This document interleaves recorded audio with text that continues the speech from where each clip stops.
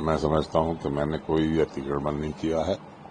موقع پہ آج بھی جتنا کاغذ میں موجود ہے اس سے زیادہ وہاں پر گول بنی ہوئی ہے.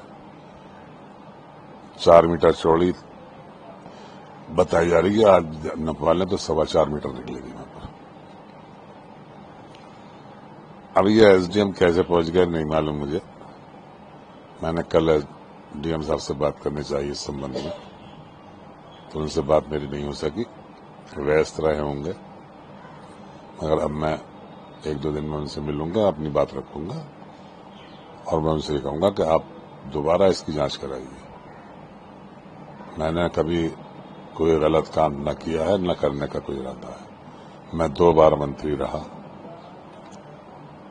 اور دونوں بار میں کیبنٹ کے منتری ہونے کے بعد بھی میں نے 1 روپے کا کوئی بھرشٹاچار یا 1 روپے کی کوئی زمین نہیں خریدی، بلکہ اور اپنی زمینیں بیچی. میرے دامن میں کوئی دبا نہیں ہے. مجھے بہت افسوس ہے کہ مجھ جیسے صاف ستھرے آدمی پر بھی اس طرح کے سے میرے پرچار کیا گیا اور پورے پردیش میں، پورے دیش میں مجھے بدنام کیا گیا. میں اس کی شکایت کروں گا ڈی ایم صاحب سے بھی اور ان سے نیائے کی امید رکھتا ہوں. مجھے ملے گا نیائے انشاءاللہ.